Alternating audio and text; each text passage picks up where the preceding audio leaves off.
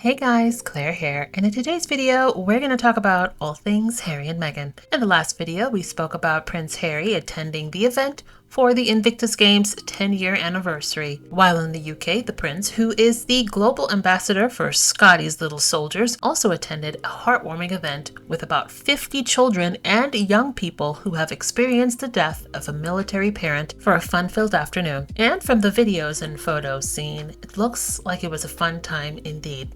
The Duke of Sussex reflected, "It was an honor to meet so many of the wonderful families Scotty's Little Soldiers supports.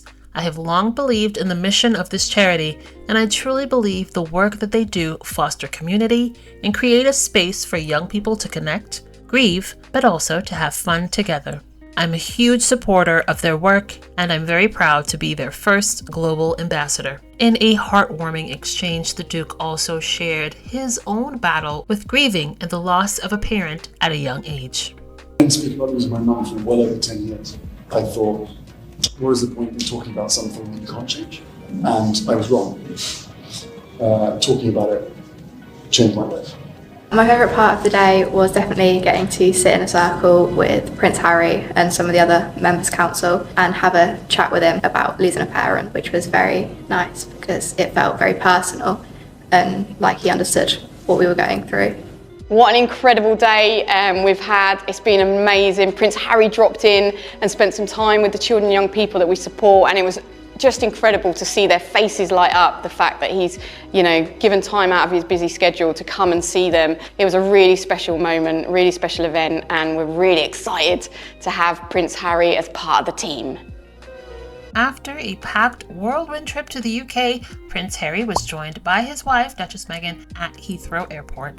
And apparently, some of the girlies are a little upset that Meghan decided to not partake in any activities in the UK and decided to relax until she was reunited with her husband en route to Nigeria. Now, Chris Shipp, remember him? He is a royal correspondent for ITV. He was commenting on Twitter that Meghan did actually visit the UK and she was technically in the country but didn't do anything because she just stayed in Heathrow. So many people responded to him on Twitter. And one of the responders said, "You lot in the media told her not to come and visit the UK and to stay away as she wasn't wanted. She's done what you wanted. Why go to places where you're unwelcome?" And to this tweet, Chris responded, "I don't recall ever writing or saying anything close to this. Perhaps you can point to where I said it. And boy, oh boy, you ought to be careful what you ask for because they came in with the receipts." This person responded with a snippet of an interview that Chris Shipp did, basically saying it would be a lot easier if Meghan wasn't there.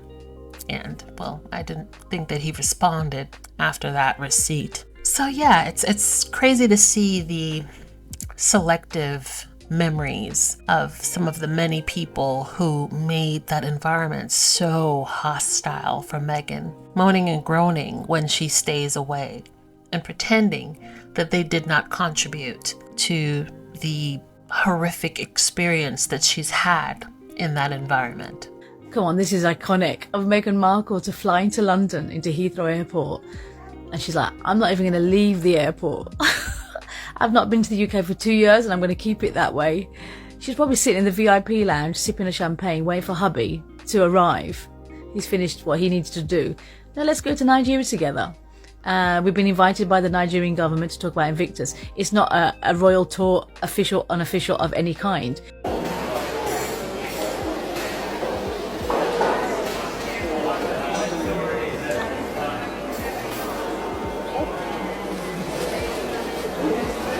But the press are going to go crazy. I love it. Yes, they have been. And this is just one of the many headlines. And I'm sure that we're going to be in for a slew of insane hot takes from the British press during the duration of Harry and Meghan's trip. And not only are they the subject of many conversations in the press, Harry and Meghan have been trending on Twitter. Woke up to hashtag Harry and Meghan in Nigeria, hashtag Meghan, hashtag Prince Harry is loved, and hashtag service is universal. So Yeah, a lot of people are tuning in to the Sussex's trip in Nigeria. So it has come to my attention that Meghan Obimbola Sussex and Harry Ojemudia Sussex are in the motherland of Nigeria. Welcome. Welcome, my Nigerian princess. Welcome. We have been waiting for this day. We have been waiting for you. Look at how happy they are. Look at how happy they are. They have agreed that Nigerian jollof is the best. They have agreed that Nigerian jollof is the best. They're most likely are drinking palm wine, enjoying the sun.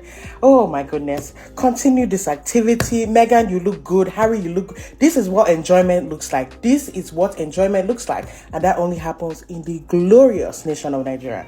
Now continue this activity. That was it. On day one of the Nigerian trip, Harry and Meghan visited the Lightway Academy in Abuja, Nigeria, to launch its first ever mental health summit, the result of an expanded partnership between the Archwell Foundation and the Jinko Foundation. The couple were warmly welcomed by ceremonial dancers and young people before touring the campus and joining the summit. Addressing the group of 200 students, the Duke and Duchess highlighted the importance of caring for our own well-being and creating space to prioritize our mental health and those around us. Following the discussions, the Duke and Duchess visited with the recipients of the Jinko's Leadership Scholarship for Girls, which provides full tuition, healthcare, and social and psychological support to young female survivors. In 2023, the Archwell Foundation supported girls' education and health in Nigeria by collaborating with the Jinko Foundation to send school supplies and menstrual products to 2,500 girls in the region. The Duke and Duchess will continue to support this partnership with the Jinko Foundation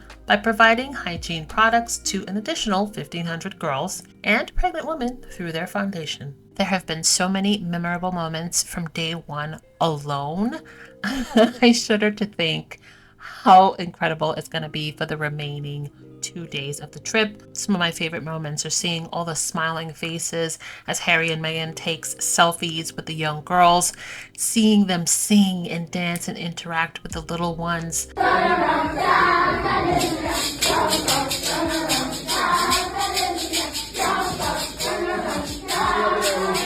Hearing the words from the young women who spoke to Harry and Meghan and got Harry to sign their copy of Spare. It's just been incredible.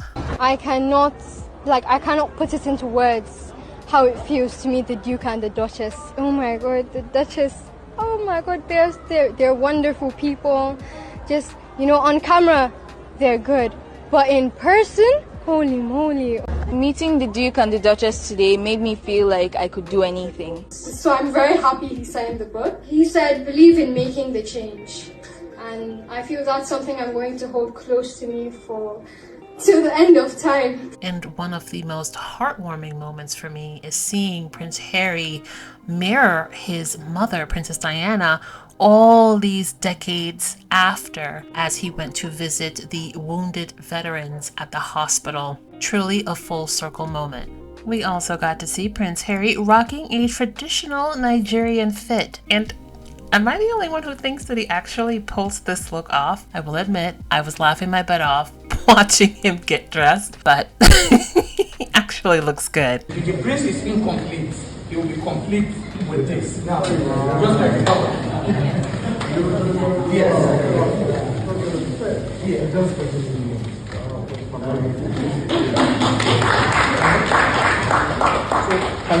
And I am hoping, fingers crossed, that by the end of this trip we will see Meghan in traditional Nigerian wear.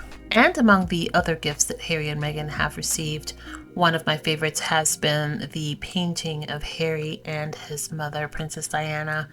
For the past few days, it just sort of feels like the presence of Princess Diana has come shining through in the events that Harry has been taking part in, whether it's his aunt and uncle and the Spencer side supporting him. Now, this beautiful painting, him visiting the hospital, much like his mother did decades before. The spirit of Princess Diana is strong and very present. Prince Harry was also presented with a painting of him and Duchess Meghan's wedding day, which was also quite beautiful. They know Harry and Meghan are global dignitaries. It's as simple as that.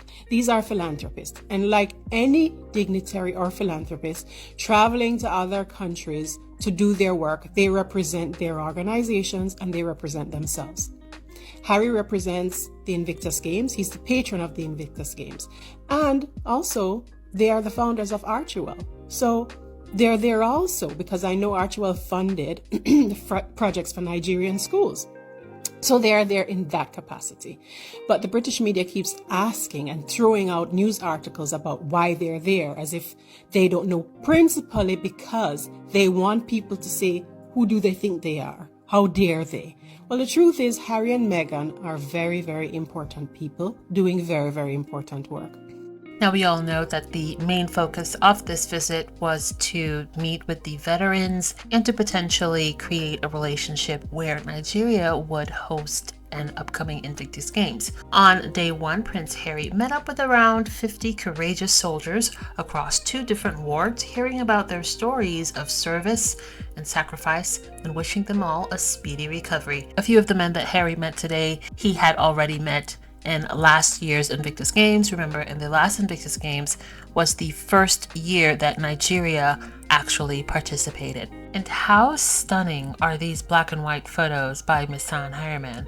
He has an incredible eye for capturing the most stunning and emotionally stirring photographs. When I tell you that the royal family basically made a huge mistake when it came to Meghan Markle, this is why. So we all know that Harry and Meghan are currently in Nigeria on a tour.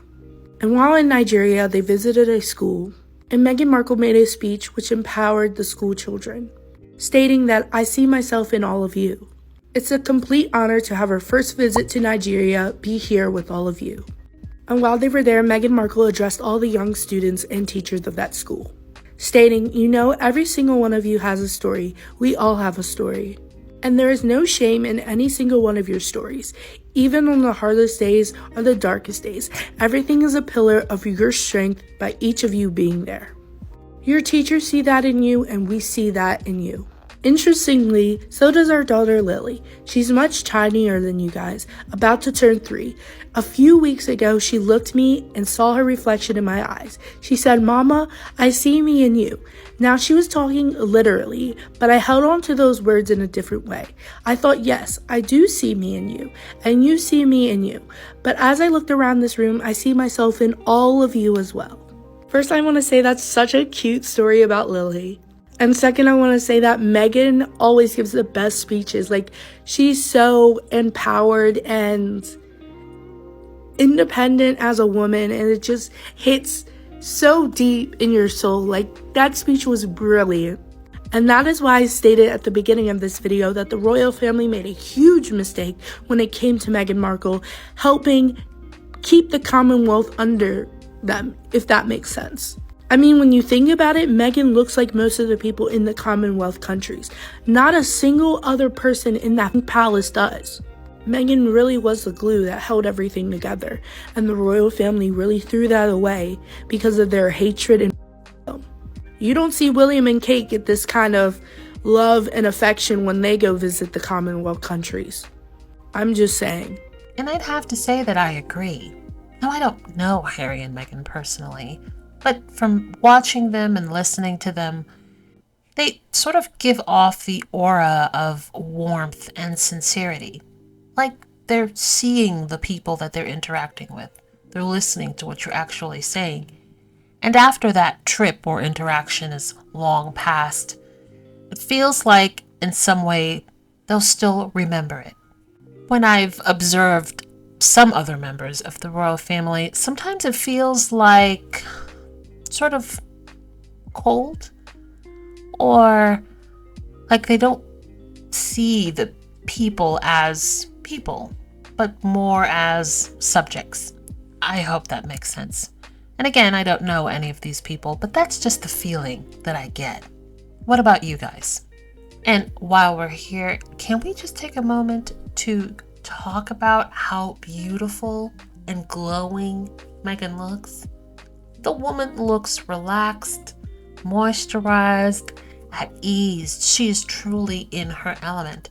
And for someone who started doing these royal tours, in 2018? She is such a natural at it. She's so at ease, so in her element. She gives Prince Harry a run for his money, and he's been doing that all of his life. But yeah, she looks incredible. Family meeting. Let's go. Game, set, match. Harry and Meghan won. And there is nothing the British media or the monarchy can do about it. In the last 4 years, they left the life that he's always known. Started essentially compared with their former life with nothing. And in 4 years, they built a $100 million empire. They championed Invictus, which everyone is clamoring for, which will then celebrate his 10th anniversary. He's a New York Times bestseller. On top of having a documentary that was widely viewed, reinvigorating her old show Suits. She's had podcast deals and is about to launch a home life decor whole situation. British media were put at a standstill by some jam. You have two senior members of the monarchy that are recuperating from serious ailments, but you're sidelined by jam. And now this is the new narrative. They're completely jumping over William the way Fonzie jumped the shark. By the way, the British media, they jumped the shark. No one truly cares anymore about this family because when Queen Elizabeth died, everything else went out the window. They have nothing. The once and great British Empire has fallen. In one generation. In 1 year. Game over. All you can do is talk about feet, darling. Pull the cord. Wow. So from henceforth, my content's going to change because they've won. My job is done. I might come back and talk about them and royal stuff if it's of great interest to me, but I will be celebrating their love. I will be celebrating their accomplishments, and I will be celebrating life and my own. At the defense headquarters, both Prince Harry and Duchess Meghan had signed the visitor's book. And in the remarks section, Harry wrote, "Thank you for welcoming us to your beautiful country. Together, we will heal our troops." And Meghan wrote, "With gratitude for the support of the Invictus community and for welcoming me home." Queen Elizabeth knew exactly what she was doing when she would send Prince Harry as the representative of the crown to so many of those Commonwealth nations over the years. Like I said before, there is a charm, there is a warmth, a charisma that comes very naturally to both Harry and Meghan. Can I tell y'all, I have been giggling watching the UK media just frothing at the mouth over Meghan Markle. First it was, is she coming? Is she not coming? Then she said, no, she's not coming. Or, they found out that she wasn't coming. And then they're like, oh no, she's trying to snub us. And I'm like, how is she snubbing you when you've spent years telling her she's not welcome there? It seems to me that she's respecting boundaries. Something that y'all know absolutely nothing about. But now they're back to this idea that Meghan really is this gold digger that needed Harry to bolster her terminal career. The same career that allowed her to be a self-made millionaire and independent on her own rights. The same career with the same show that y'all were just in a bidding war over for licensing so you can show it in the UK. But sure, her career was terminal. But they say that Harry and Meghan really want to show up so they can embarrass the royal family. But quite frankly, the royal family doesn't need any help embarrassing themselves. Because we had Charles, especially in the 90s, acting a whole plum fool. Cheated on Diana. Or what about the gaffes of your future king? Saying what he said at the BAFTAs, commenting on Gaza, that had both his own government and Israel telling this man to have several seats, shut up and cut them ribbons. Or what about your future queen consort? Got caught with her Photoshop lying in front of the entire world to the point now that Kensington Palace is no longer considered a trusted source. But yes, Harry and Meghan going to Nigeria, that's the problem here. And Bauer claimed that the Nigerian trip by the Sussexes will put the Wales in a bad light amid Princess Kate's cancer. Bauer told GBN News, what they're really doing is putting Kate and William in a terrible light. There is poor Kate suffering from her illness. They should be in Nigeria. They should be doing the work. And now the Sussexes have stepped in to embarrass the king. And rightly, Buckingham Palace decided, no, we're not going to play their game. Now, this is the crux of the issue here, right? Is that we know why Harry and Meghan are in Nigeria. They were invited. They were invited by Nigeria's highest ranking military official. That is huge. That is a huge deal. And everybody is aware of it. And to be quite frank, that is the type of invitation that you would expect a future king of England to receive, not the spare. And damn show, not the spare that has been ostracized, not the outcast. The fact that they bypassed William speaks volumes about not just how Nigeria views William, but how the world views William. Nobody's taking this man seriously. Like, we all know he is desperate to be seen as a global statesman. And this invitation shows that not only is he not considered a global statesman, but Harry is. And it is due to the work that Harry has done with Invictus. Now, I know everybody's trying to make this about Meghan, but understand that this invitation is because of the work that Harry has done with Invictus, with veterans, and the fact that Meghan clearly supports that. And Meghan brings her own heat, don't get it twisted. But understand that when you are looking at why this invitation was given and the fact that in this case, actually, William and Kate were snubbed, it does put them in a bad light. It really does. And quite frankly, I don't know how these people are going to recover because they keep taking L's all over the place. And on that note, we're going to end it with this adorable little snippet of Duchess Meghan making Prince Harry blush. Do you see why I'm married to him? He's so smart. Oh my God!